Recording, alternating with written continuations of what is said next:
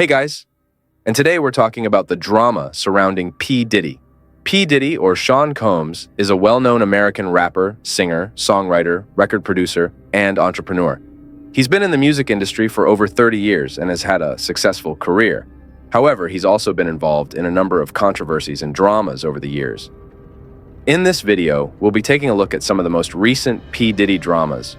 We'll talk about his feud with Kanye West, his relationship with Lori Harvey, and the allegations of abuse against him. So, if you're interested in learning more about the drama surrounding P. Diddy, then keep watching. And P. Diddy is currently on the run and wanted everywhere in America. I will give clues about his whereabouts in the rest of the video. In November 2023, the singer Cassie, real name Cassandra Ventura, filed an explosive federal lawsuit against her former partner, Sean Diddy Combs, claiming he had been physically and sexually abusive throughout their relationship. The complaint alleged that Combs' abuse ranged from beating Ventura and forcing her to have sex with other men to raping her at her home in 2018. The rapper settled the lawsuit within a day. But since then, 3 more women and 1 man have sued Combs, accusing him of a wide range of abusive behavior, including sexual harassment, rape, non-consensual pornography, and sex trafficking. The situation escalated on March 25th, when federal agents with Homeland Security investigations raided Combs' properties in Miami and Los Angeles. Multiple outlets reported that the raids were connected to a federal sex trafficking investigation based out of New York. The music mogul has denied all of his accusers' allegations, claiming that they are attempting to assassinate my character, destroy my reputation, and my legacy. Here's everything you need to know about the civil cases against him. Cassie alleged she was the victim of a pattern of abuse, violence, and sex trafficking. Ventura sued under New York's Adult Survivors Act, which gave victims a one-time 1-year window to sue their alleged sexual abusers and institutions, even if the statute of limitations had run out. The window expired in November. She says she first met Combs in 2005 when she was 19 and he was 37.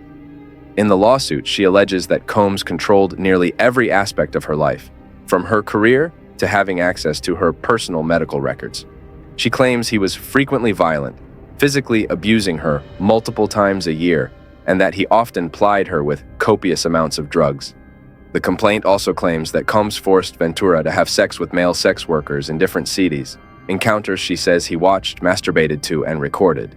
The singer says she never went to the police because she was afraid that doing so would merely give Mr. Combs another excuse to hurt her. She also alleges that, following a dinner in 2018, Combs forced himself into her apartment and raped her while she repeatedly said no and tried to push him away. Ventura says she ended the relationship for good afterward. In her lawsuit, she referred to multiple witnesses who saw the abuse take place.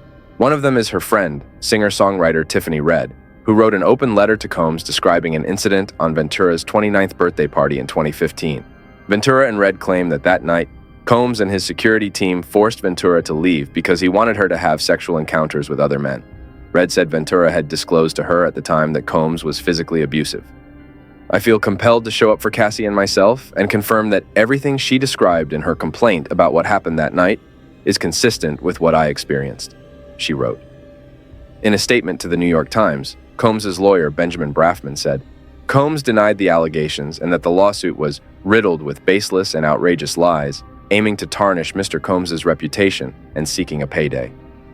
Ventura and Combs settled the lawsuit 1 day after it was filed. The details remain private. Brafman said that the settlement is in no way an admission of wrongdoing. I have decided to resolve this matter amicably on terms that I have some level of control, Ventura said in a statement. I want to thank my family, fans, and lawyers for their unwavering support. Meanwhile, Combs said, we have decided to resolve this matter amicably. I wish Cassie and her family all the best. Love. 4 more people have come forward with allegations against Diddy. Following the settlement, Liza Gardner filed a lawsuit on November 23rd, right before the Adult Survivors Act expired. She says she and a friend met Combs and singer-songwriter Aaron Hall at an MCA Records event in 1990 or 1991. They returned to Hall's apartment for an after-party, where Gardner says she was offered more drinks and was coerced into having sex with Combs. She says Combs also assaulted her friend. The lawsuit claims the encounter left Gardner shocked and traumatized, and as she got dressed, Hall allegedly barged into the room, pinned her down, and forced her to have sex with him. Gardner claims that Combs came to the home she shared with her friend a few days later and allegedly attacked her again. He came to the house looking for the friend because he was worried she would tell the girl he was with at the time, according to the suit. In another complaint filed the same day, Joy Dickerson Neal alleges that in 1991, she reluctantly went on a date with Combs, who intentionally drugged and sexually assaulted her after their dinner. She claims that Combs recorded the assault and showed the tape to other people. While Dickerson Neal did not go to the authorities immediately after the alleged assault, she says she did eventually file a police report with unspecified agencies in New York and New Jersey. The complaint says prosecutors told her they'd need to corroborate her allegations, but she believes possible witnesses were terrified that Combs would retaliate against them and that they would lose future business and music opportunities if they made a statement, backing her account. A spokesperson for Diddy said the two women's claims are fabricated and accused them of exploiting the Adult Survivors Act. Another woman, referred to as Jane Doe in the complaint, filed a fourth lawsuit on December 6th, alleging that Combs, his longtime lieutenant Harve Pierre, and a third unidentified assailant gang-raped her at Combs's Manhattan recording studio in 2003, when she was 17 years old. Pierre, who previously served as president of Combs's Bad Boy Entertainment, has also been sued by a former assistant who alleges he used his position of authority as plaintiff's boss to groom, exploit, and sexually assault her several times between 2016 and 2017.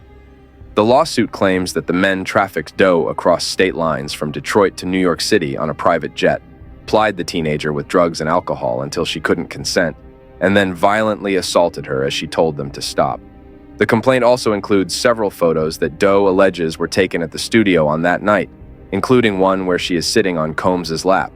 In February, Combs's former producer and videographer filed a federal lawsuit against the mogul, alleging Combs sexually harassed, drugged, and threatened him. According to the lawsuit, Rodney Lil Rod Jones worked on Combs's most recent album, Love, and lived with him between September 2022 and November 2023. Jones alleges he was the victim of constant, unsolicited, and unauthorized groping and touching of his anus by Mr. Combs. On one occasion, the lawsuit claims Jones woke up naked and disoriented in bed with Combs and two sex workers. He alleges the music mogul drugged him. The complaint also claims that, in his role as Combs's videographer, Jones secured hundreds of hours of footage and audio recordings of Mr. Combs, his staff, and his guests engaging in serious illegal activity. The illegal activity the suit alleges includes acquiring drugs, soliciting sex workers, providing laced drinks to minors, and sexual assault. Jones's suit names several other defendants, including Combs's son Justin, Combs's chief of staff, Christina Coram, Universal Music Group, CEO Sir Lucian Grange, and former Motown Records CEO Ethiopia Hab Tamariam. Combs's lawyer, Sean Hawley, denied Jones's allegations. "We have overwhelming, indisputable proof that his claims are complete lies," she told People. Diddy has denied all the allegations against him. "Enough is enough," Diddy said in a statement. "For the last couple of weeks, I have sat silently and watched people try to assassinate my character, destroy my reputation, and my legacy. Sickening allegations have been made against me by individuals looking for a quick payday. Let me be absolutely clear. I did not do any of the awful things being alleged. I will fight for my name, my family, and for the truth." In late November, Diddy temporarily stepped down as chairman of Revolt, the media company he founded in 2013. While Mr. Combs has previously had no operational or day-to-day role in the business, the company said in a statement, this decision helps to ensure that Revolt remains steadfastly focused on our mission to create meaningful content for the culture and amplify the voices of all Black people throughout this country and the African diaspora. Capital Prep Harlem, a charter school he opened in 2016, also announced it would end its partnership with the music mogul. Meanwhile, Variety reports that a new reality show featuring Combs, which was in the early stages of development at Hulu, has also been scrapped following the allegations. The show, tentatively titled Diddy Plovy 7, would have followed Combs and his family. Bonus news: Some fans have tracked what is known to be P. Diddy's private jet, and it recently landed on the Caribbean island of Antigua. TMZ had reported beforehand that he was questioned by officials at Miami Airport. Don't forget to like the video and subscribe. See you.